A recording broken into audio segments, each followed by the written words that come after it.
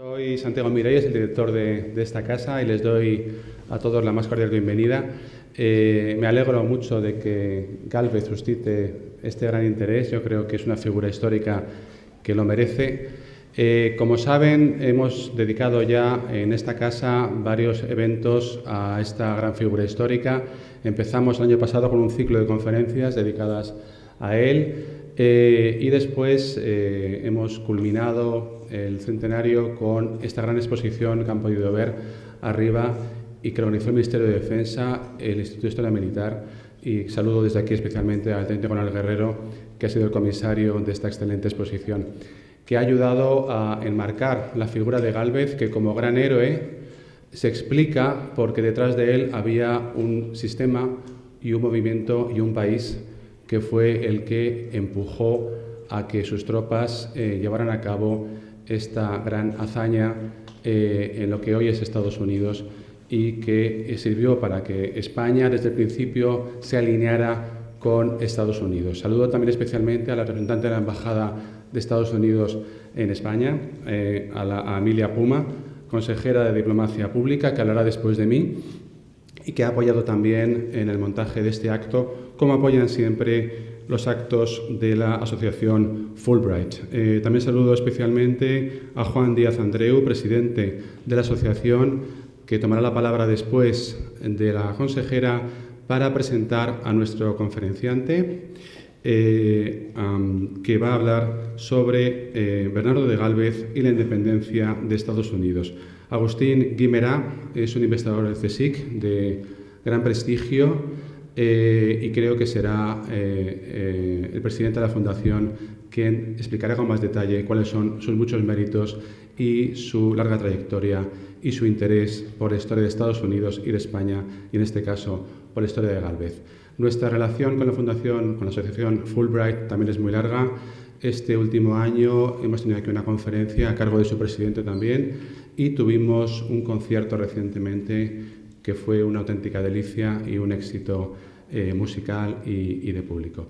Sin más, a todos les deseo una feliz y agradable velada y estoy seguro de que saldremos de aquí con mucha información y con muchos alimentos para el espíritu, como dicen los americanos. Gracias. Estimado director de la Casa de América, presidente y miembros de la Asociación de Ex-Becarios Fulbright, señoras y señores.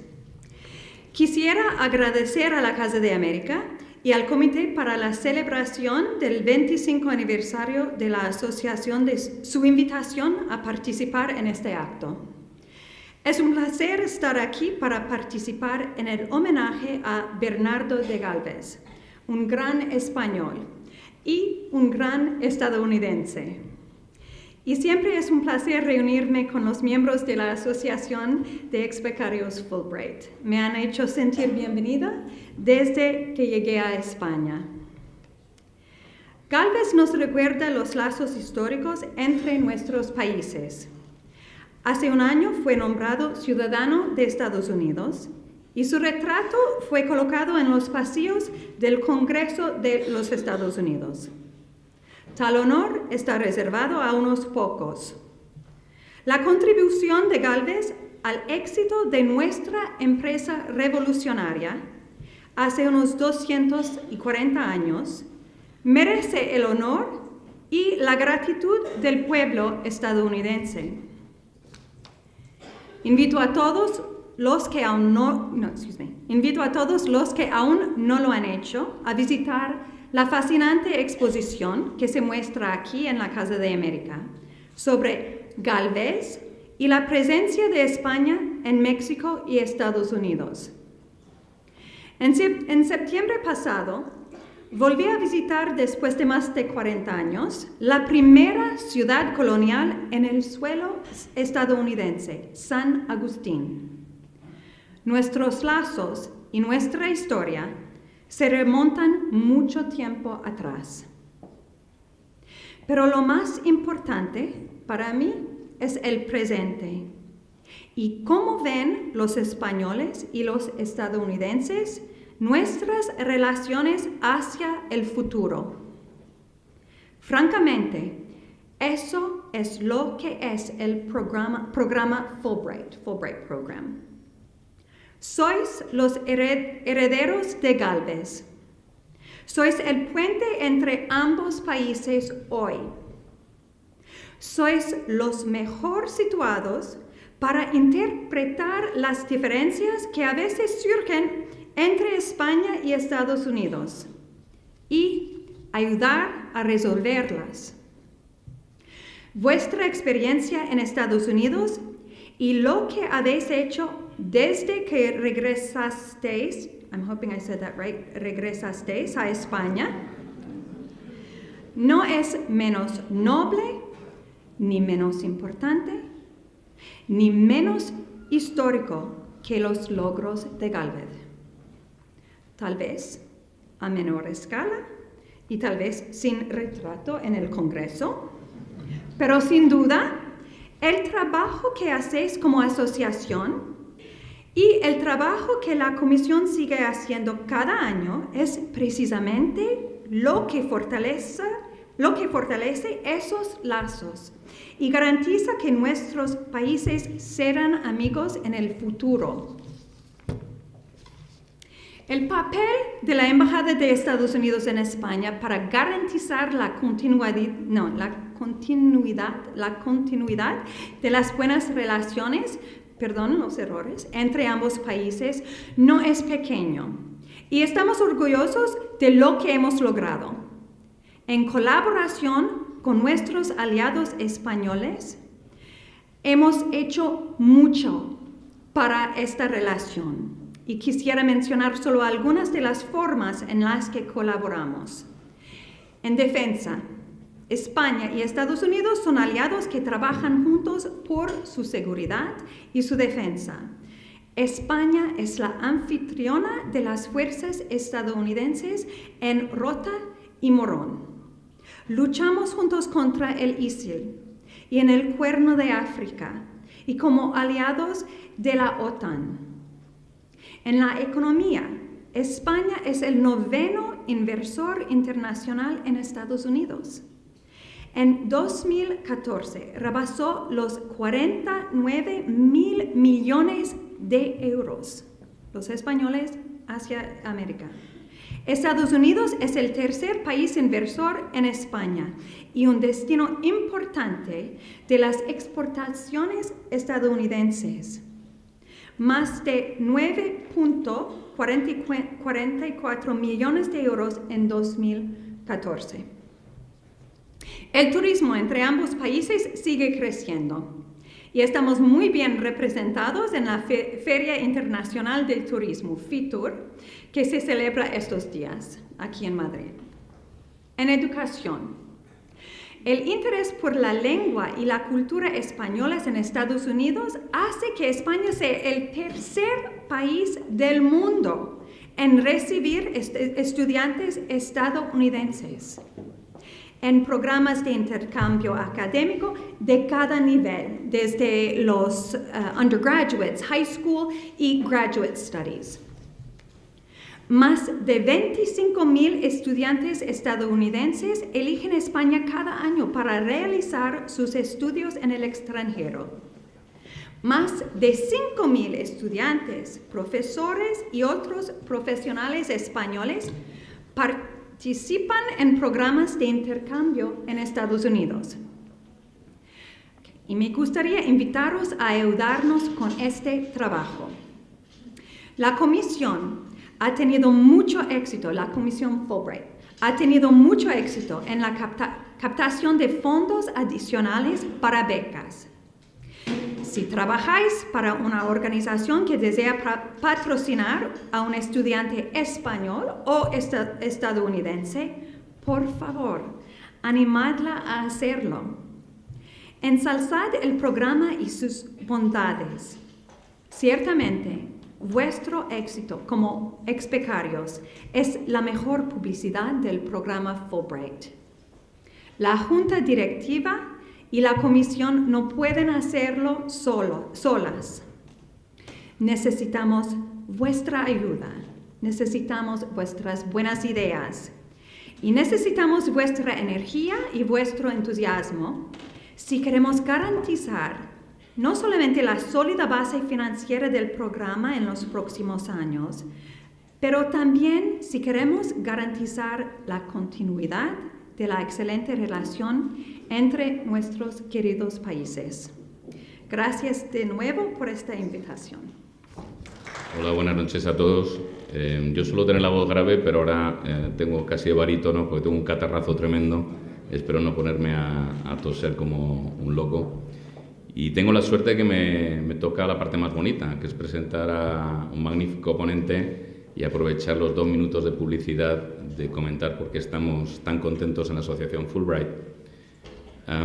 Por supuesto, dar gracias a Casa América, siempre hemos colaborado y espero que lo sigamos haciendo en los próximos años, con la Embajada Norteamericana, con Emilia Puma, con Christopher Quaid y sus antecesores, que la verdad es que ha sido maravillosa la colaboración, y cómo no con la Comisión Fulbright, que tenemos hoy aquí a su director ejecutivo, Alberto López San Miguel, al cual animo a todos que localicéis luego y saludéis, porque es el que da las becas. Nosotros somos la Asociación de Antiguos Becarios, ¿de acuerdo? Sobre el evento, el acto de hoy, vamos a tener esta conferencia. Por razones técnicas no vamos a poder hacer el visionado del vídeo. Sí que os adelanto que habrá una oportunidad, posiblemente en el mes de octubre, en la Escuela de Ingenieros Industriales, donde solemos tener una tertulia al mes, en el cual sí que podremos ver este vídeo, si hoy conseguimos que Agustín Guimerá haga un bolo y repita por lo menos parte de la conferencia. ¿Y por qué decía que estamos en un momento de celebración? Pues no lo veréis muy bien porque el logo es muy pequeñito, pero el año pasado el programa Fulbright, que en cierto modo reconoce la actividad de la Comisión Fulbright durante tantos años y las diferentes comunidades Fulbright en diferentes países, recibió el Premio Príncipe de Asturias, y allí estuvimos como un solo hombre durante, no sé, varios días, 150 personas celebrándolo. Yo creo que no acabamos la sidra porque no nos llegaban los días. También estamos en el 25 aniversario de la Asociación Fulbright y el 75 aniversario de los programas del Department of State de los Estados Unidos. En este punto, por la edad media, no sé cuántos de aquí podrían pedir becas Fulbright, yo ya no, pero sí que animo a que empujéis dentro de vuestros entornos conocidos. Pues hay posibilidades de estudiar un año de lo que sería instituto de high school en Estados Unidos. Incluso hay un año en el cual tiene un apoyo del gobierno norteamericano, que es el equivalente al cuarto de la ESO, aunque yo soy de la EGB y me cuesta acordarme el año anterior al primero de bachillerato. Hay otra serie de becas, como son las becas, creo que se llaman Assist, etcétera, que es una cuestión de buscarlo. Para estudios de universidad, de lo que es Graduate School, es un poquito más complicado. Normalmente las becas que se tienen, con alguna excepción como el MIT, que lo hacen a la excelencia, normalmente es por méritos deportivos, con lo cual en cuanto tengáis un sobrino, un hijo, incluso un nieto que se le dé bien aquello del fútbol y tal, pues que a lo mejor se consigue. Y yo conozco muchos casos de chicos que lo han conseguido, y luego ya para becas de posgrado pues creo que hay un número de posibilidades grandísimo. Casi todas tan buenas como las becas Fulbright, que por el renombre que tienen creo que no tienen parangón. Y voy a hacer trampas, porque yo cuando doy clases en escuelas de negocio digo, pregunto a la gente, luego tú escribes en la pizarra lo que te da la gana, ¿no? Pues cuando uno está aquí puede decir lo que quiera, y sí que os animo a que, igual que el senador Fulbright en una de sus muchas conferencias dijo aquello de dare to think the unthinkable, intentad salir de vuestra zona de confort e ir un poquito más allá. Yo tuve y tengo un mentor que me animó a salir de mi zona de confort, que está aquí presente, que es el profesor Juan José Luna, que es conservador jefe del Museo del Prado, y que me dijo cuando estaba en la carrera, piensa un poco más allá, intenta aprender inglés, francés, italiano, sal de esa burbuja en la que todos vivimos y se está muy bien. Y creo que, por la edad que veo más o menos de los asistentes, es como para que empujéis a vuestra zona, a la gente en la cual influís, un poquito más allá. Al final del evento os vamos a regalar un pin de la asociación para aquel que se quiera llevar un recuerdo, con lo cual se dará por cerca de las escaleras, es que no quería que se me olvidara. Y quiero hablar de Agustín Guimerá. Agustín Guimerá Rabina, nacido en Las Palmas de Gran Canarias en 1953, investigador científico del Instituto de Historia del Consejo Superior de Investigaciones Científicas de Madrid, a cuya plantilla pertenece desde 1986. Licenciado en Geografía e Historia por la Universidad de La Laguna, doctor en Historia Moderna por la Universidad Complutense de Madrid, ha sido profesor visitante en las universidades, y aquí no sé si debería decir aquello de Boston, pues bueno, nosotros decimos Boston, La Habana, Londres, Oxford, París, México y Burdeos, donde ha impartido diversos seminarios. Es académico de la Real Academia de la Historia y ha publicado 12 libros, algunos de ellos muy interesantes, y me dirijo, habrá muchos que les gusta la historia, pero específicamente al teniente coronel Guerrero y a un almirante que hay en la sala. Tiene un libro maravilloso de asedios navales militares, muy interesante. Escrito, si no me equivoco, con un capitán de navío también. Estos libros relacionados con el mundo marítimo y naval del Atlántico, empresa, comercio, navegación, turismo, sociabilidad, puertos, guerra y liderazgo. Ha sido coordinador y codirector de 8 obras colectivas internacionales. Como gestor científico ha organizado 16 coloquios internacionales de su especialidad. También ha colaborado como asesor en instituciones nacionales e internacionales, tales como la European Science Foundation, ERA, King's College de Londres, Universidad de la Sorbonne, ANEP y Comunidad de Madrid. Ha organizado 2 cursos de verano del Escorial y de la UIMP, de Méndez Pelayo. Como docente ha tomado parte en varios seminarios, cursos de doctorado y de verano en diversas universidades españolas y extranjeras. Finalmente ha participado en múltiples actividades de difusión histórica, siendo director de 3 exposiciones, así como figura entrevistada en programas de radio y televisión, tanto en España como en el extranjero. Y se ha dejado más cosas, porque me ha dado la chuleta, que he leído. Pero también tenemos la suerte dentro de la asociación Fulbright, que somos unas 400 personas, de que hacemos encuentros tanto nacionales como internacionales, a la cual asisten becarios Fulbright norteamericanos, alemanes, franceses, marroquíes, y ha organizado 3 o 4 encuentros absolutamente maravillosos, pero que si los contara ahora nos alargaríamos demasiado. Le cedo la palabra a Agustín. Muchas gracias. Buenas noches a todos. Señora consejera, señor director de la Casa de América, teniente coronel, a sus órdenes, director del programa Fulbright, Juan, muchas gracias por las palabras. Estoy apabullado, es la primera vez en mi vida que doy una conferencia en Madrid ante tanta distinguida y abundante audiencia. Espero estar a la altura de las expectativas. En realidad, hoy vamos a hablar de una épica histórica. Yo, cuando he estado trabajando en estos días a fondo sobre Gálvez y su participación en la Guerra de Independencia de los Estados Unidos, me encontré con una épica histórica, digna de un John Ford o de un Clint Eastwood.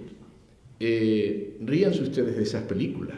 Estos hombres con la tecnología del siglo XVIII se enfrentaron a 500 indios feroces en un territorio poblado de bosques impenetrables, donde los indios lucharon una guerra nueva contra los españoles y sus aliados franceses, una guerra de guerrillas, que las tropas de aquella época luchaban en línea de batalla durante varios kilómetros en campo abierto y tuvieron que adaptarse a un terreno muy duro, muy quebrado, luchando contra indios feroces que además cortaban las cabelleras y torturaban a los prisioneros.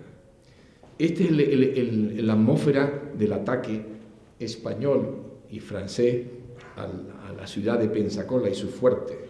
En ese sentido, Gálvez es un personaje muy conocido y muy estudiado, y en ese sentido estamos hablando de un gigante, como otros tantos gigantes en la historia de España, muchos de ellos poco conocidos para el público español. Nuestra generación actual se está apoyando en los hombros de estos gigantes. Y la gran pregunta que hago como historiador y como ciudadano, ¿estaremos a la altura de ellos en las circunstancias difíciles que vive nuestro país hoy? ¿Tenemos esos líderes? ¿Suficientes líderes? Vean ustedes el elogio que hace Bernardo de Gálvez de la dimensión naval del ataque y la toma de Pensacola, o Panzacola, como se dice en español, en el Golfo de México. La admiración que nos ha causado ver 15 navíos dados fondo sobre una costa brava todo el tiempo que fuera preciso, con la que se ha dado testimonio público de que los navíos de guerra español saben acercarse a los mayores escollos sin perderse, cuando a la cabeza de la escuadra hay hombres con firmeza, con valor, con amor al rey y con verdadero deseo de servirle, como cada día lo acredita más y más el almirante Solano.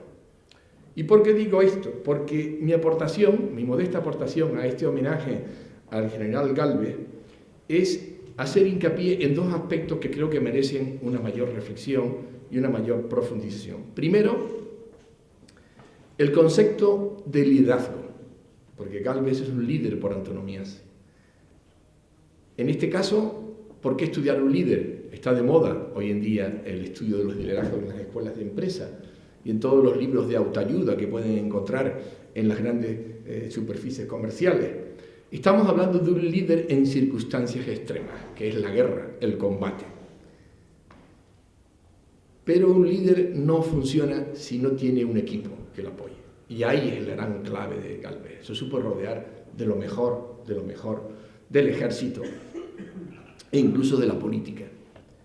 Y por otra parte voy a hacer hincapié en la historia naval, en la dimensión naval de estas operaciones anfibias, porque son operaciones anfibias. El ataque a la tierra desde el mar. En ese sentido, tienen ustedes que hacer un esfuerzo para adaptarse con la mente, y les invito a ese viaje,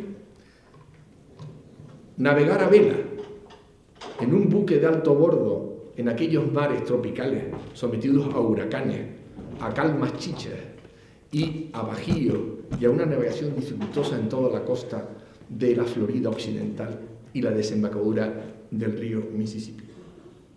Hay que hacer un esfuerzo. Yo soy sargento de infantería de complemento, mi teniente coronel, pero hay mucha gente que a lo mejor no ha hecho la mili. Entender lo que es el mundo militar y la jerarquía militar, en este caso en un tiempo de guerra, que es todavía muchísimo más importante. Por otra parte, hay que conocer América, esa inmensidad, los kilómetros enormes de agua y de tierra, donde estos hombres con la tecnología del siglo XVIII fueron capaces de hacer esas hazañas. Hay que ponerse en la piel de aquellos soldados, de aquellos marinos y de su jefe. Otra cosa que les animo, esta conferencia no quiero que dure mucho, porque prefiero que haya turnos de preguntas, pero me interesa sobre todo darles una serie de ideas, de flashes, para hablar de una palabra muy bonita, muy expresiva, porque esto demandaría pues, un curso de doctorado, porque cualquier tema que uno toque de la España del siglo XVIII y del mundo americano es para más de una hora. En ese sentido tienen que hacer ustedes un esfuerzo de cambiar su mentalidad, empleando otra palabra angloamericana, el chip, porque la Armada Española ha sufrido mucho con la mala publicidad de Trafalgar. La Armada Española fue la que contribuyó a que España fuera la tercera potencia naval en la Europa del siglo XVIII y mantuvo intacto el imperio colonial hasta el comienzo de la Guerra de Independencia Hispanoamericana, 1810. Estamos hablando de más de 3 siglos.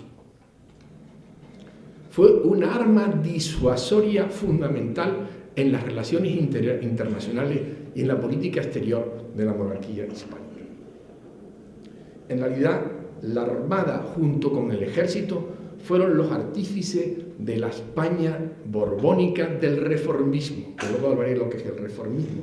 Fue el gran esfuerzo de los monarcas y sus gobiernos por reorganizar y mantener el imperio español después del Tratado de Utrecht y sobre todo después de la toma de La Habana y Manila por los británicos en 1762.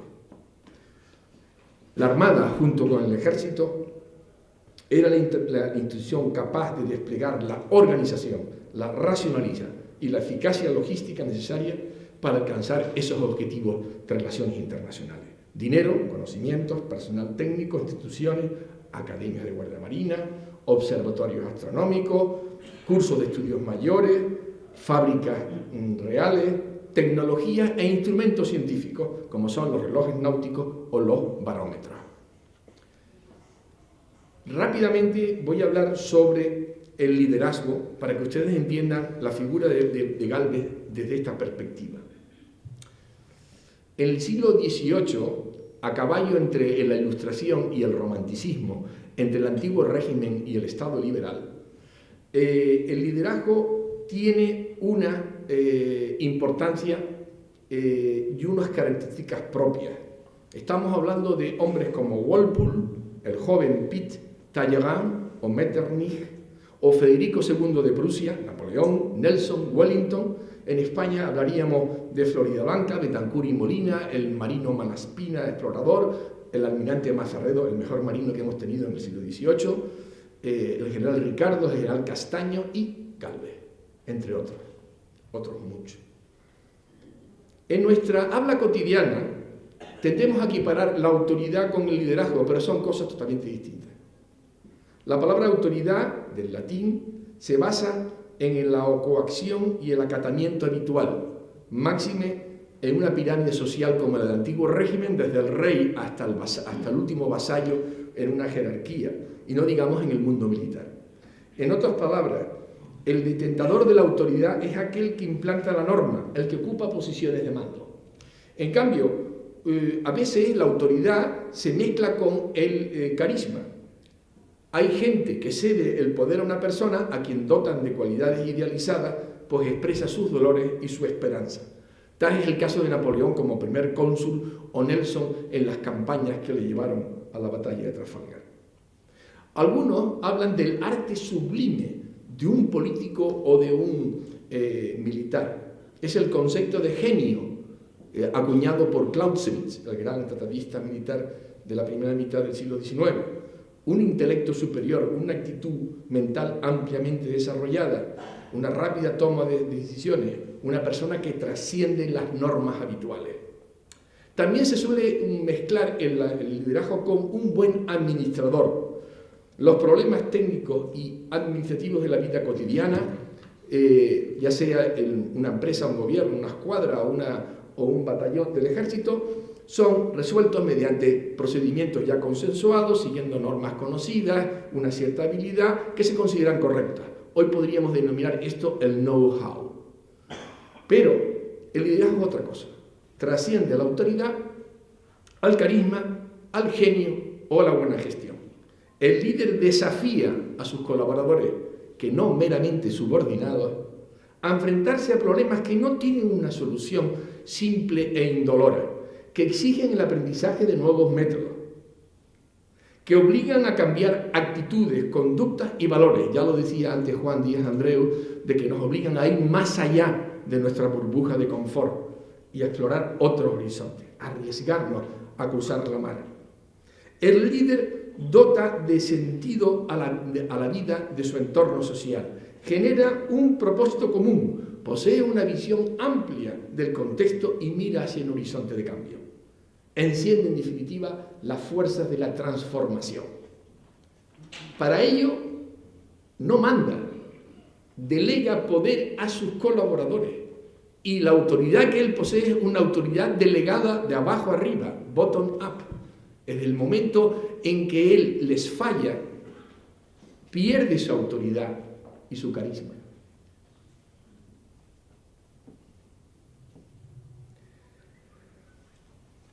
Luego hay una teoría que habla de que hay personas que nacen líderes desde la cuna. Y hay otra teoría que habla de que los líderes surgen en determinadas situaciones, que son hijos de su tiempo, solamente. Por ejemplo, Jefferson, Washington, Franklin o Adams son hombres de la época de la Revolución Americana. La época de las revoluciones atlánticas, que se remontan a la independencia de los Estados Unidos hasta la consolidación del Estado liberal bien avanzado del siglo XIX, es una época extraordinaria de la cual hoy todavía vivimos, el parlamentarismo, la democracia, la monarquía parlamentaria. Fue una época extraordinaria, muy dolorosa, y creó personajes extraordinarios, como podíamos hablar de grandes generales de la Guerra de Independencia española o grandes legisladores en las Cortes de Cádiz. Entonces, pero hay otra teoría que dice, vamos a mezclar las cosas. Un líder nato puede estar a la altura de un contexto determinado, en el cual se exige una nueva forma de liderazgo. Todo esto está relacionado con el amigo Gálvez. Y vamos a ir rápidamente. Aquí tienen ustedes a Gálvez. Era un hombre gordito, hay que decirlo. En el cuadro siguiente lo pusieron un poquito más delgado su cara, aunque la barriga se le nota, la barriga de jefe, de general en jefe. Era un hombre grueso, pero tenía una energía atómica. Fue un verdadero meteoro. No se olviden que vivió solamente 40 años. Y ustedes van a ver ahora lo que hizo en ese corto pedazo de tiempo. Nacido en un pueblo pequeñito que se llama, que siempre tengo que mirarlo porque si no me olvido, es horrible, Macharabiaya, en Málaga. Este hombre tuvo una carrera vertiginosa. Por un lado, es un líder que tiene un contexto social favorable. La familia, el origen, las amistades, la pertenencia a un grupo social determinado o socioprofesional determinado, todo marca su vida. Es un aspecto clave para entender la construcción de un líder. Los vínculos de la familia, el paisanaje, la profesión, la pertenencia a órdenes militares o la propia amistad fueron decisivos en su carrera. No solo bastaba con estar en el lugar y momento oportuno o ser un genio, había que contar con apoyo. Y este fue el caso de Gálvez, de Bernardo, metido en la familia Gálvez, que en ese corto periodo de tiempo, en esas décadas de fines del siglo XVIII, llegaron a tener un poder muy grande en la monarquía hispánica. Empezando por don José de Gálvez, su tío, que llegó a ser ministro de India, es decir, ministro relacionado con todas las cosas de América durante mucho tiempo, y fue el hombre que, antes de ser ministro, como visitador de Nueva España, es decir, los territorios que comprenden hoy en día México y mucho más allá, hacia el norte hasta San Diego y San Francisco y hacia el sur, hacia Guatemala, el inmenso virreinato de Nueva España, él fue como visitador general y empezó a hacer unas reformas importantísimas dentro de ese gran corriente que se llama el reformismo borbónico, que intenta adaptar la monarquía hispánica a los nuevos retos que tiene el mundo a partir de la Guerra de los 7 Años y la pérdida que luego se recuperan de La Habana y Manila. A partir de 1703, todas las potencias tienen que reestructurar sus cuerpos administrativos y militares y económicos para hacer frente a unas demandas de un mundo nuevo, en el cual la rivalidad colonial y comercial es tremenda y además implacable. En ese sentido, José de Gálvez protege a todos los suyos, entre ellos a su sobrino Bernardo.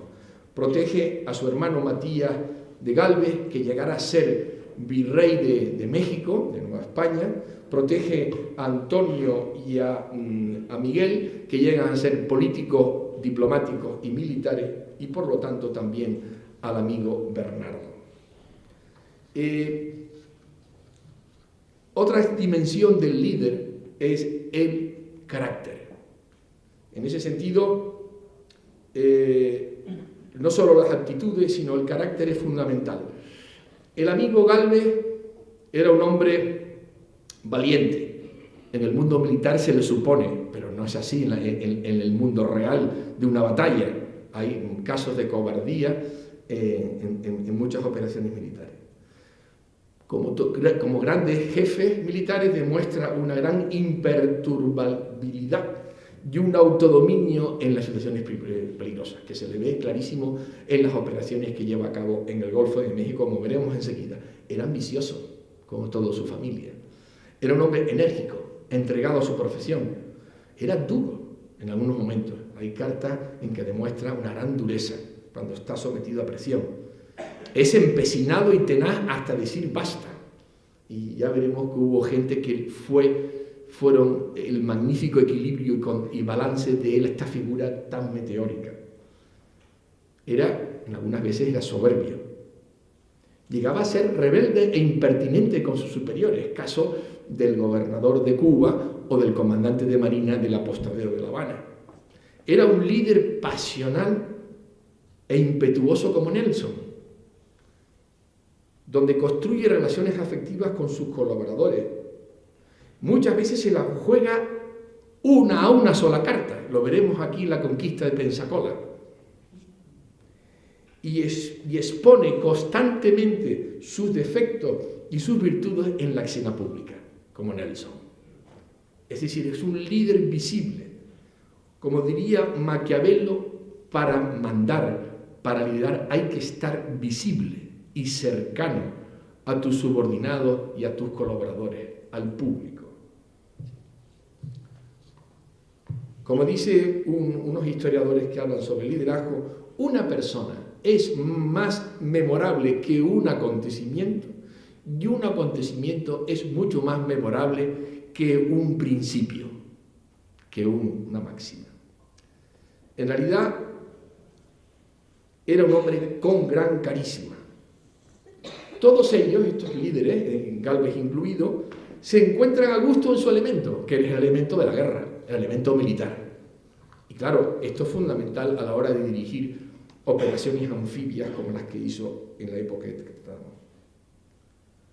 Todos ellos son conscientes de un concepto muy bonito, la naturaleza efímera de la oportunidad, en este caso en el campo de batalla. Esto lo llevó a cabo muy bien el famoso general alemán Rommel en el norte de África. Como un halcón, esta gente se abalanza sobre el adversario y no le concede tregua, porque ha encontrado un punto débil. Hay muchísimos casos en la historia militar y naval en este sentido. Pero también pueden ser inflexibles y obsesivos en el trabajo que se propone. Bernardo de Gales debió ser un peñazo en La Habana, intentando recabar recursos materiales y personales para sus expediciones de conquista, en concreto de Pensacola. Por eso tardaron tanto tiempo en llevar adelante la conquista de esta plaza británica. Sin embargo, a pesar de esa inflexibilidad y obsesión, son gente que tienen una idea clara de cuál es el objetivo y empujan a sus patrones y a sus subordinados y colaboradores hacia ese objetivo. Y Gálvez es uno de ellos. Gálvez empieza su carrera militar en la Academia de Ávila. Este hombre impronto, con 16 años solamente, participa en la guerra de Portugal, con lo cual se bate el cobre muy pronto, demuestra un valor, sufre heridas graves. Luego, voy brevemente, participa en una de las acciones más desastrosas de las Fuerzas Armadas Españolas, que es el intento de invasión de Argel, donde es gravemente herido. Pero por esos méritos asciende a teniente coronel. Y es profesor de la Academia de Ávila, donde había estudiado, es decir, un hombre que tenía gran formación. Pero lo importante, el punto clave, el turning point de su vida, el cambio de rumbo, es como gobernador de Luisiana, conseguido a través de su tío, José de Gálvez. Pero antes de ser gobernador, ha tenido que luchar contra las tribus indias, en concreto los apaches, en el norte de Nueva España, en los territorios que hoy sería Nuevo México y Texas, en unas condiciones muy duras, donde fue herido también varias veces. En el caso de Luisiana, bueno, aquí tienen Argel, que fue un desastre, esto es para otra conferencia. Este es Matías de Gálvez, su padre, que llegó a ser virrey de Nueva España, presidente de la Audiencia de Guatemala antes de ese momento. Aquí tienen el Caribe. Señores, el Caribe, el Golfo de México y el Estrecho de las Bahamas son 5 millones de kilómetros cuadrados. Eso es vastísimo. Un territorio fragmentado y muy difícil.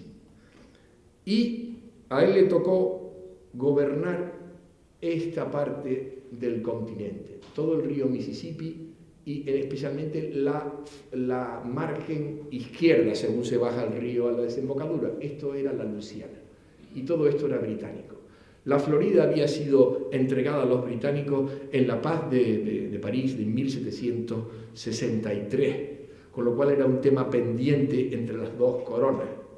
Y las Bahamas, por supuesto, son británicas. El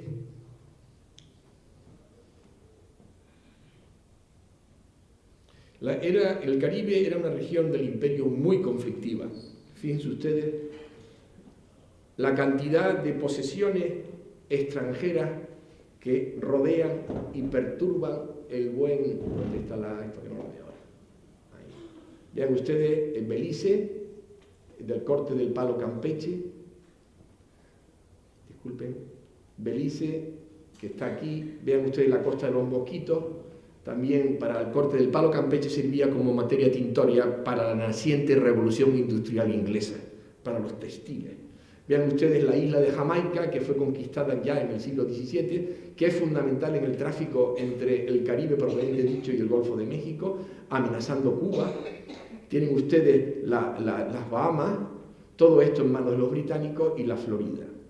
Pero vean ustedes que en las pequeñas Antillas hay una serie de islas que son propiedad de los franceses, de los ingleses y de los holandeses. También cerca de la costa de Venezuela también hay una serie de islas que pertenecen a otras potencias. Es un medio geográfico absolutamente complicado, una compleja red hidrográfica en toda la costa que estamos estudiando, donde dan lugar a numerosos arrecifes de coral, barreras de arena, manglares, lagunas, estuarios, costas acantiladas. Esto dificulta la navegación en este laberinto marítimo, incluso con la tecnología moderna. Me han contado marinos que es muy difícil navegar por estas aguas con todos los medios que tenemos hoy en día. Son escasas las bahías naturales. Las que hay son de pequeño tamaño, exceptuando La Habana y Santiago de Cuba, que son grandes puertos naturales. El régimen de viento es el régimen de los famosos trade winds, los alisios nuestros, que soplando del Atlántico Oriental llevan en 30 días de navegación o 40 días desde las Islas Canarias y cogiendo la corriente de Canarias, los llevan a las pequeñas Antillas, a la isla de Trinidad, que está exactamente aquí. Y siguiendo eso, ese era el principal medio de acceso a la América tropical desde Europa, en función de los vientos y los corrientes. Era muy difícil navegar desde la latitud de Inglaterra hacia el continente americano. Era la ruta obligada. Por eso Canarias fue tan importante para la monarquía hispánica y fue objeto de muchos ataques. Pero hay más cosas. Las Islas Bahamas, este canal de la Bahama es la salida natural de los buques que regresan de América siguiendo el régimen de vientos, la corriente del Golfo, que llegando a un determinado paralelo de la costa norteamericana tira hacia las Azores y desde las Azores llega a Europa. Por lo tanto, estamos hablando de un medio geográfico bastante complicado en función de la navegación a vela. Los huracanes son terribles. Yo he vivido un huracán en La Habana de fuerza media y les digo que no es nada agradable ver eso. Fuertes vientos, lluvias, inundaciones, olas gigantes. Las estaciones lluviosas, que suelen ocurrir en verano, paralizan todas las operaciones del hombre, entre ellas las operaciones militares y navales. El tiempo de navegación, como os he dicho, es larguísima. Desde Cádiz hasta las Antillas Menores son en aquel tiempo 40 días de navegación. 65 días a Cartagena de Indias, que está aquí. 75 hasta Veracruz, que está aquí. Y la vuelta es todavía peor. Desde Veracruz hasta Cádiz 125 días. Y desde La Habana, que es la puerta natural del Golfo de México hacia el Canal de la Bahama, son 70 días. Estamos hablando de un medio en el cual se mueve nuestro amigo Gálvez con bastantes retos.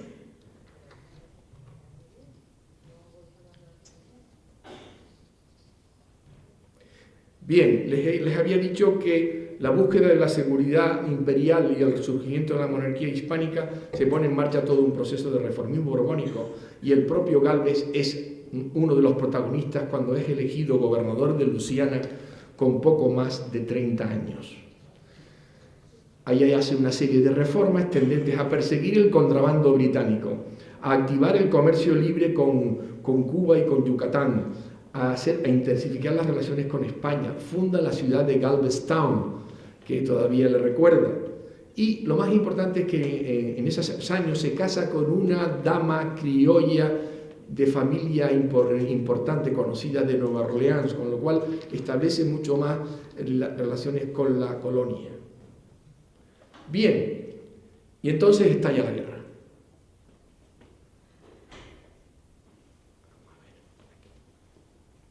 Bueno, aquí tienen ustedes el uniforme de infantería de Luisiana que tantas glorias le reportó al amigo Gálvez. Desde mediados del siglo XVIII hubo un cambio en los conflictos internacionales.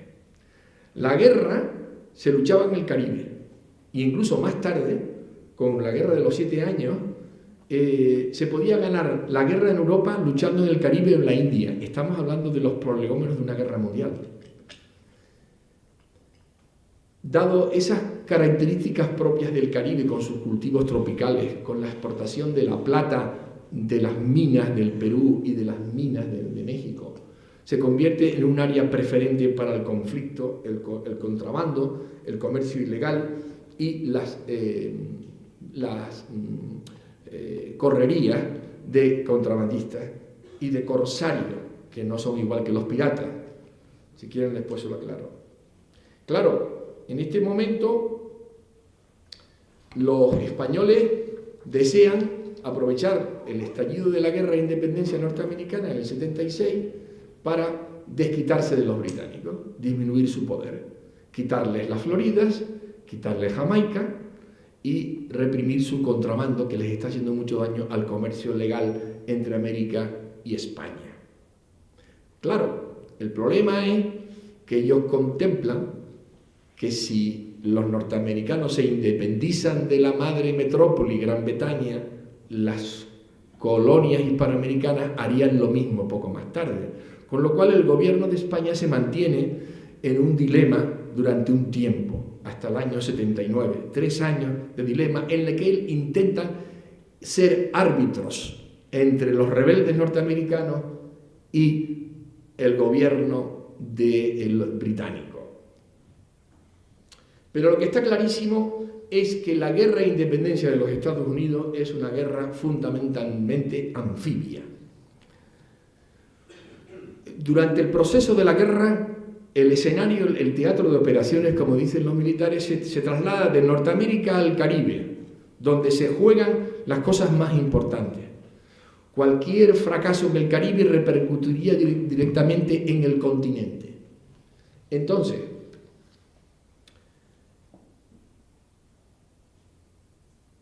Gran Bretaña era la fuerza anfibia por excelencia y siempre veía con prestigio que las operaciones anfibias fueran exitosas. A veces le daba más importancia a un éxito anfibio que a una batalla naval. En la opinión pública, la captura de una plaza o de una isla significaba un botín, significaba un desprestigio para el adversario, la captación de recursos e incluso ese territorio conquistado puede ser moneda de cambio a la hora de las negociaciones de paz posteriores. Por lo tanto, las operaciones anfibias son fundamentales, como las que hizo Gálvez en el Golfo de México. En esas operaciones anfibias, la Marina Española, la Armada, como se llamaba en ese momento y se sigue llamando, colaboró activamente con las fuerzas militares, protegiendo indirectamente el desembarco, colaborando en el propio desembarco con sus lanchas y su personal, bloqueando el puerto objeto del ataque, trayendo refuerzos, víveres, municiones, medicamentos, etc. Y incluso colabora con efectivos suyos propios en el asalto final a la fortaleza adversaria, enemiga. Y al mismo tiempo impidía que una escuadra enemiga llegase a entorpecer este asalto. Durante el periodo anterior al estallido de la guerra entre España y Gran Bretaña, Gálvez, como gobernador de Luisiana, apoya de forma secreta a los rebeldes norteamericanos siguiendo las consignas de su gobierno. Les manda armas, municiones, mantas, medicina, dinero, los famosos pesos de plata mexicanos, que como ustedes saben, los símbolos de esa moneda, que era la moneda más importante en las Américas en el siglo XVIII, fue el origen del signo del dólar. Si quieren se los explico después. Bien, bloquea la desembocadura del Mississippi al tráfico británico y sin embargo acoge al tráfico rebelde. Cuando estalla la guerra, ya Gálvez tiene experiencia suficiente para emprender otras operaciones. Vean ustedes, en el estallido de la guerra, como estamos hablando de una guerra anfibia, de una guerra que se libra en el mar fundamentalmente, apoyando a los colonos rebeldes, vean ustedes, en aquella época, en torno a los años 1779, yo no sé si se ve esto bien porque aquí está, vean ustedes que Gran Bretaña tenía más de 120 navíos de línea. Cada navío de línea, para que se hagan ustedes una idea, es un portaaviones de hoy. Es el instrumento tecnológico más sofisticado del mundo. En aquella época tenía todos los avances en construcción naval, en desarrollo artillero, en instrumentos de navegación, en organización de la vida a bordo, etcétera, etcétera. Lo que se pueden ustedes imaginar estaba allí, en punta. Bien, pues tenía nada menos que 120 navíos, pero fíjense ustedes que la unión de las dos flotas francesa y española, que había hecho la española nada abajo, había hecho un largo recorrido de crecimiento con muchas dificultades hasta llegar a un nivel casi semejante a la francesa, podían compensar con la potencia naval británica. Los británicos eran superiores en el mar, no eran hegemónicos. Es otra cosa que tienen ustedes que cambiar de mentalidad, de chip. Los británicos consiguen la hegemonía naval mundial a partir de la batalla de Waterloo en 1815 y sobre todo la consolidan a mediados del siglo XIX. Anteriormente fue un duro camino hacia la hegemonía, con tantos errores como los españoles y los franceses. Y además se ha demostrado que tuvieron las mismas pérdidas en efectivos navales. Siempre nos cuenta la historia del derrotado, pero no hablamos de los equilibrios de fuerza. Por lo tanto, las cosas no estaban claras a la altura de 1779, cuando España entra en guerra con Inglaterra apoyando a los rebeldes de Washington. En aquel momento, Gran Bretaña tenía demasiadas misiones que cumplir. Fíjense ustedes. Bueno, esto es la revancha, esta fue la toma de La Habana en 1762, ahí tienen el Castillo del Morro, como también los ingleses sufrieron daños en el asalto. Bueno, la batalla se libra en el Atlántico. Y entonces, los ingleses no pueden estar en todos lados, aunque tengan 120 navíos, no pueden, porque tienen que luchar en Norteamérica y llevar convoyes de expedición a los territorios que están en sublevado. Tienen que vigilar Gibraltar y Menorca, que son posesiones inglesas. Tienen que defender todo el Canal de la Mancha y la aproximación a las costas inglesas, donde las escuadras aliadas hispano-francesas se meten 3 veces, amenazando directamente a la metrópoli. Tienen que defender a Portugal, que es su aliada, de una posible invasión. Tienen que defender Jamaica, todas las Antillas, etc. Toda la Luisiana Oriental y la Florida. Estamos hablando de un trabajo que supera las capacidades de un Estado en aquella época. Y por lo tanto, aquí vemos que rápidamente hay una serie de campañas en este ámbito del Estrecho de Gibraltar, el sitio de la roca, del Peñón, durante más de 2 años, un sitio por tierra y un bloqueo por mar. Fue durísimo, estuvo a punto de caer la plaza. Lo que pasa es que la superioridad de la marina inglesa en la tecnología de la época forrando sus buques con cobre, con lo cual los buques iban muchísimo más rápido que los aliados, se salvaron del desastre más de una vez. Y sin embargo, haciendo una maniobra de diversión, mandando una escuadra hacia el Canal de la Mancha, con otra pequeña división y con una serie de miles de hombres, ocuparon la isla de Menorca, la reconquistaron. Esto fue un gran revés para los intereses británicos. Más aún, Mazarredo, que algún día si quieren hablo de él, porque está muy relacionado también con estas historias. Mazarredo en ese momento era el jefe de Estado Mayor de la escuadra del almirante Córdoba, y con su asesoramiento no solo salvó varias veces a la escuadra aliada cuando se metió en ese difícil teatro de operaciones que es el Canal de la Mancha. Si ustedes han navegado en el Canal de la Mancha, me darán la razón. Es un mar absolutamente durísimo, muy, muy peligroso para el navegante que no lo conozca, y más con las tecnologías de la época. No solo salvó varias veces a la escuadra hispano-francesa, sino también asesoró tan magníficamente al almirante Córdoba que capturaron un convoy británico de 50 velas a la altura de Madeira, Canarias, que supuso un duro golpe para las operaciones británicas en el Caribe el año siguiente. E incluso más, Mazarredo, como mayor general de la escuadra, estuvo presente y parte activa en un combate que hubo en el Cabo Espartel, que está justo enfrente de Tarifa, donde se atacó a la retaguardia de la escuadra de Howe, Lord Howe, y escapó por esa tecnología que les acabo de decir, los buques forrados de cobre. Si no llega a ser por esa tecnología, hubieran caído en manos de los aliados. Por lo tanto, estamos hablando de una actividad ofensiva. La estrategia española es ofensiva, y en ese sentido se enmarcan las actuaciones militares de Gálvez. Vamos a ver. Voy a ver si voy para atrás para que se vea. Perdonen ustedes, pero esto.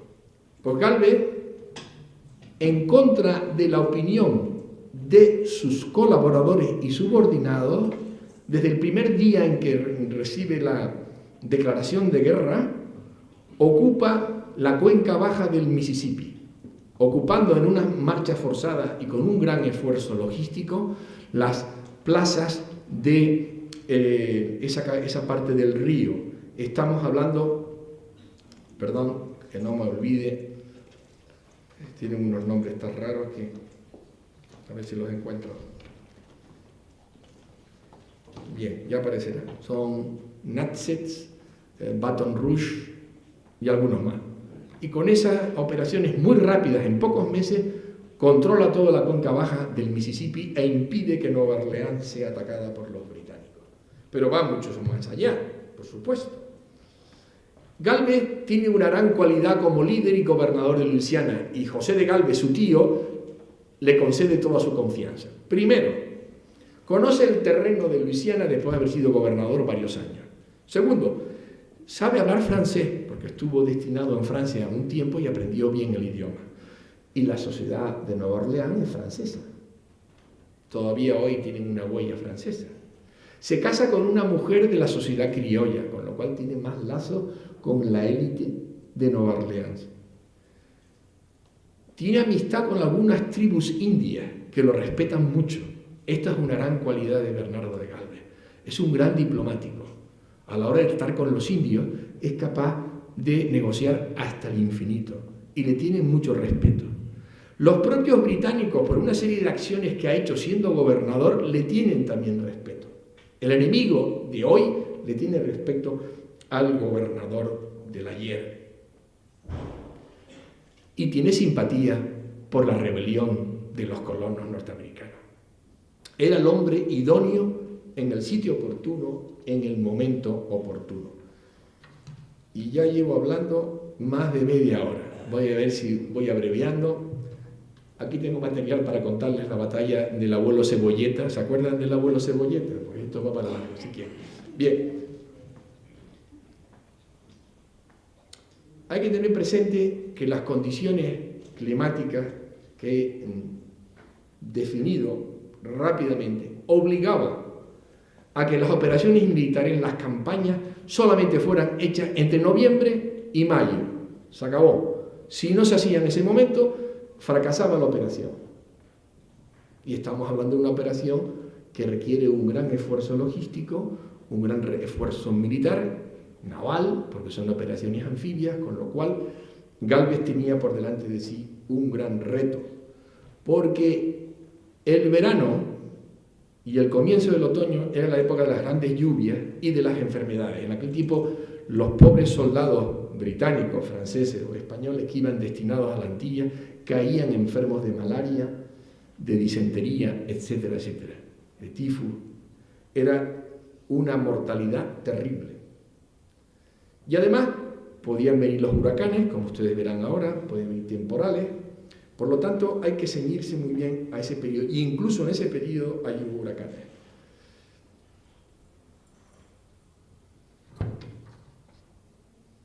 El segundo paso que da Gálvez, una vez ocupado, yo es que no veo nada, la tengo que buscar, perdonadme, esta toda Cuenca la tiene que dominar. Pues ahora se va a Movila, que está aquí, muy cerca de él.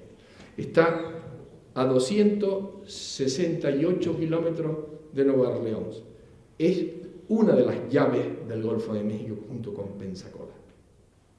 Y Pensacola, lo digo mal, Panzacola, yo soy canario y no pronuncio las zetas, Panzacola depende de Movila. Si cae Movila, Panzacola se queda aislada, en mitad de un territorio virgen, salvaje, y a muchas millas náuticas del sitio más cercano, que es San Agustín en Florida o de Jamaica. Por tanto, la toma de Movila es fundamental, Movil, como dicen los americanos. Ahí también la Armada apoya, mandando una escuadra con hombres de tropa que refuerzan los que mandaron al principio de la operación, y el 13 de marzo de 1780 cae Movila rápidamente. Se nombra gobernador a un hombre de gran prestigio, que contaré enseguida, y empieza las operaciones preparatorias para la toma de Pensacola. Pensacola, vamos a buscarla. Bueno, esto es una operación anfibia modelo. Ríanse ustedes de la operación del desembarco de Normandía en 1744.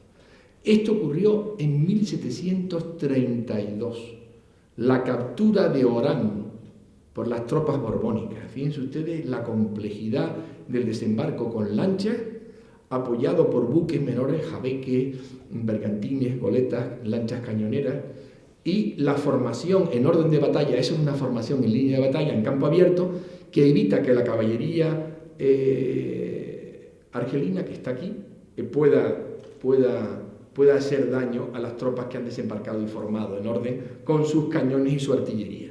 Es un concepto moderno de la guerra frente a un concepto más diferente, no es antiguo ni de modé, pero es diferente, de la guerra argelina. El teatro de operaciones, ay Dios mío, aquí está. Esta es la bahía de Pensacola. Es un teatro de operaciones, está exactamente a 108 kilómetros de Movila. Hoy se puede ir en una hora. En aquel tiempo era un terreno impracticable, con unos bosques de coníferas y de roble absolutamente tupido, con indios hostiles. Había 500 indios hostiles apoyando a las tropas de la guarnición británica en la ciudad de Pensacola.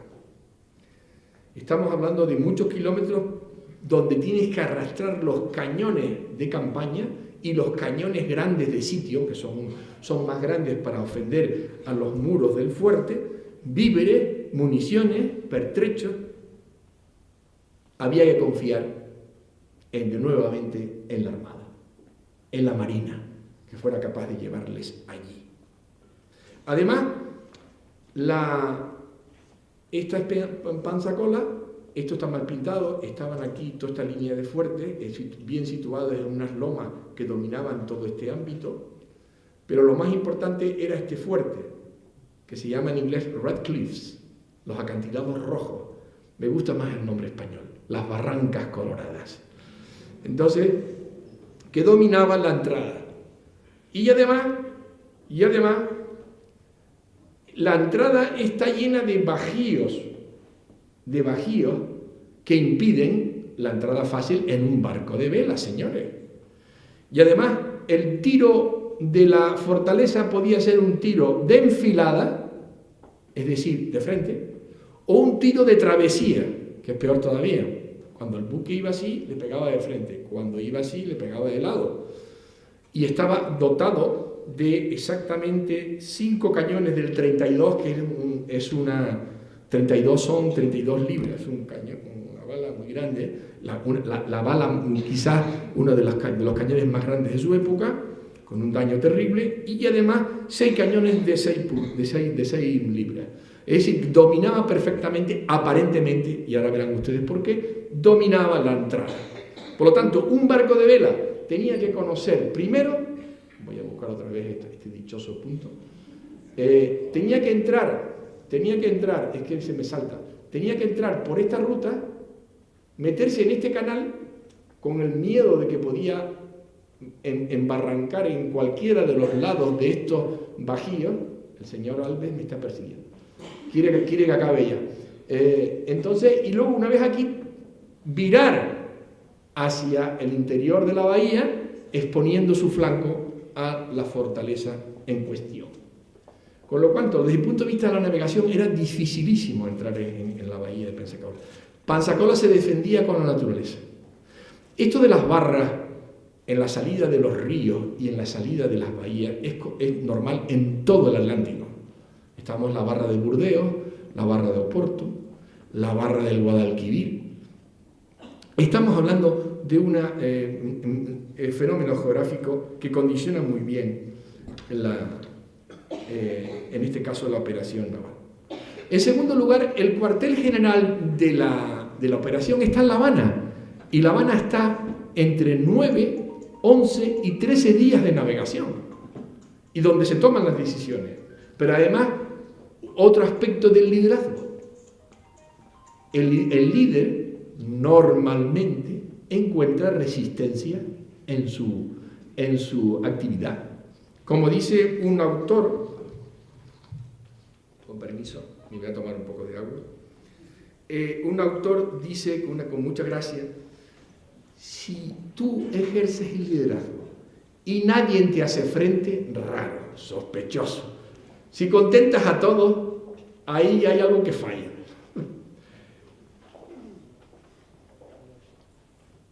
Y el joven y impetuoso, era joven, tenía 35 años nada más, el joven e impetuoso Gálvez tiene que lidiar con el gobernador de La Habana, de Cuba, y el comandante de Marina.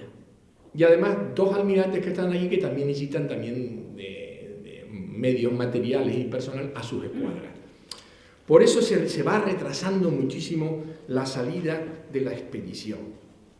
Pero ahí viene de pronto un ángel de la guarda, que es Francisco de Saavedra, un hombre que había sido capitán del ejército y que había hecho después una carrera política, y que a José de Gálvez lo manda a La Habana a poner orden, a intentar conciliar los intereses contrapuestos de la Junta de Guerra de La Habana para que la expedición de Pensacola se lleve a cabo.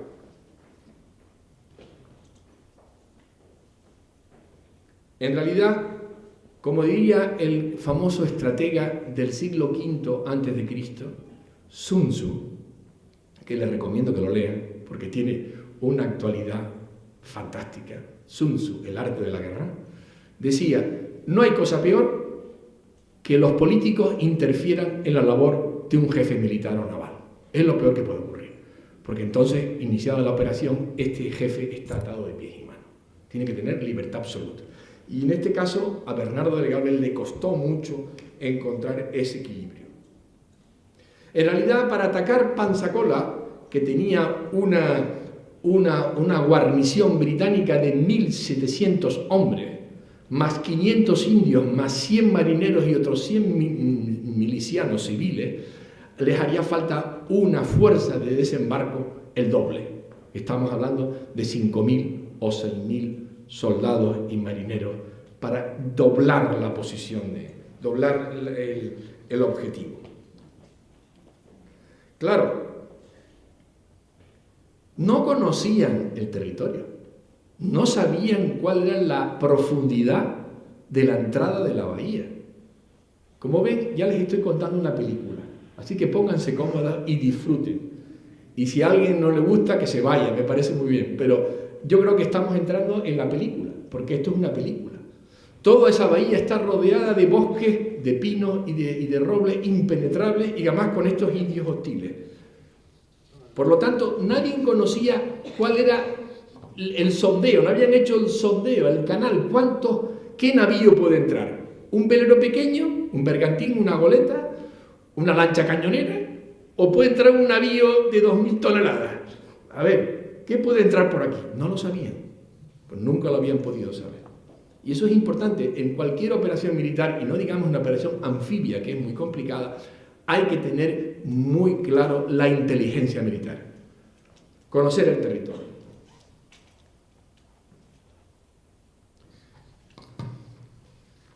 Entonces hay una serie de intentos, a lo largo de una vez que ha tomado Movila, se va directamente a La Habana, Gálvez, para intentar activar la operación de ataque a Panzacola. Y pasan meses, y le ponen toda clase de chinas en el camino. Y por fin salen en febrero de 1781, casi un año después de haber tomado Movila. Para que ustedes vean lo difícil que es poner en marcha una operación anfibia de aquella época. Es que hay que ponernos en la piel de estos grandes hombres. Las fuerzas en presencia, como decía, en aquel momento, Gálvez solo puede mandar en la primera expedición, en la primera fase de la expedición, puede mandar 1.500 hombres de tropa, a lo que les añade las tripulaciones de los buques de guerra y de transporte, hacen 3.000 hombres. 3.000 hombres frente a casi 2.000 defensores británicos y sus aliados es poco. Y ahí va a encontrar Gálvez uno de sus grandes momentos más críticos de su carrera militar. Mandan una serie de navíos y de fragatas y buques menores, y también los franceses mandan un navío y una fragata. Ya dije que los ingleses tenían 1.800, y uniendo todo, 2.700 hombres. Los mandos, aquí viene lo más interesante. Los mandos, vean ustedes cómo era en realidad Gálvez cuando conquista Pensacola. Está vestido de gobernador en Luisiana y tiene el rango en ese momento de mariscal de campo, pero está vestido para luchar, ¿no?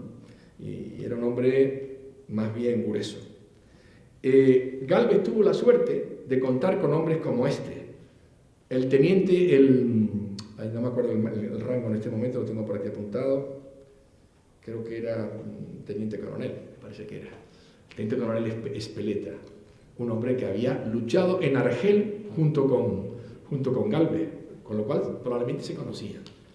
Un hombre de una formación militar fantástica. Y además llegaría muy lejos, llegaría a ser capitán general de Cataluña, virrey de Navarra, etcétera, etcétera. Fue un hombre, también fue virrey de Nueva Granada durante 10 años, en fin, estamos hablando de un hombre de una gran talla. Este hombre fue, por así decir, el jefe de Estado Mayor del ejército de operaciones en Panzacola, y cuando Gálvez fue herido, porque fue herido nuevamente durante el sitio, tomó el mando de las fuerzas. Vale. En definitiva, veo que ya tengo que cortar.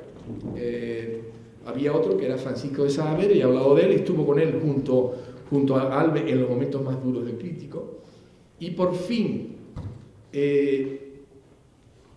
desembarcan en la isla de Santa Rosa. Aquí de pronto las unidades de la Armada no quieren entrar porque no conocen el sitio, y además ha varado un navío, el único navío que había varado intentando sondear la entrada.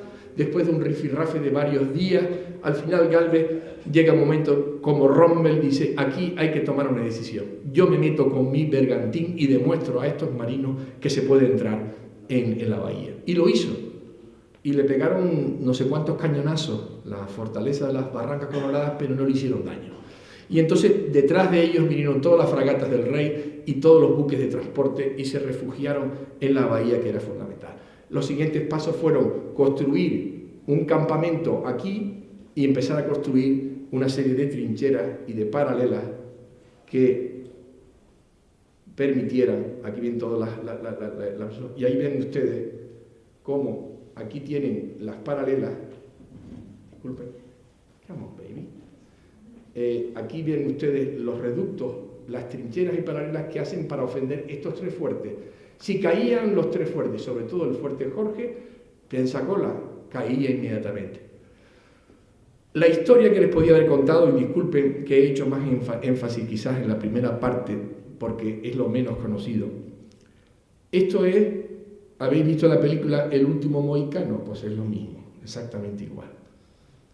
Paralelas, trincheras, bombardeos nocturnos, golpes de mano, los indios atacan desde la floresta, suben a los pinos para disparar a los soldados que están dentro del campamento, hay luchas cuerpo a cuerpo, etcétera, etcétera. Hay escaramuzas y por fin lo interesante es que desde estos reductos uno de ellos dispara una bala con tanta suerte que vuela el polvorín de este reducto que se llama la Media Luna. Y entonces inmediatamente, lo que llamamos la naturaleza efímera de la oportunidad, en ese momento, al poco tiempo, una hora, mandan las tropas españolas y ocupan a viva fuerza este reducto. Con lo cual ahí emplanzan sus cañones y empiezan a disparar al Jorge. El Jorge era de madera y estaba en una posición más baja. Una fortaleza que domina a otra, la que está abajo está condenada. Y en efecto, a las pocas horas de empezar el bombardeo desde el reducto de la izquierda, el general Campbell, que fue el que vieron antes, iza la bandera de capitulación. Hay una serie de negociaciones y se rinde la plaza. Pero yo quería insistir en una cosa fundamental, que es la que me ha llevado a esto. La presencia de una escuadra que aparece de forma inesperada a apoyar a Gálvez, que es la escuadra del almirante Solano. Ese gran almirante que también se había motivo de una conferencia, en el cual no solo trae víveres, municiones, sino trae tropa. Y entonces ya no son 4.000, son 7.000, y ya pueden hacer las operaciones necesarias para ocupar Pensacola. Y además ofrece 1.300 hombres de infantería de marina de su barco. Y los franceses, que también vienen con él, un navío francés y alguna fragata, ofrecen también hasta 600 hombres. Toda esta suma, esta acumulación de poder militar permite que se tome Pensacola. Y aún más, de pronto viene un huracán, lo vean ustedes aquí, el huracán Solano. Ahí ven ustedes la entrada de todo lo que trae Solano en un momento providencial, salva la carrera y el prestigio de Gálvez, que estaba metido en una ratonera, que no había forma de... Y vean ustedes cómo hay un huracán que dispersa la escuadra y la escuadra tiene que levantar anclas, pero ya la labor más importante la ha hecho y por eso cae inmediatamente nuestro amigo. Bueno, ¿qué más les puedo contar? Pues Gálvez recibió una serie de recompensas, entre ellos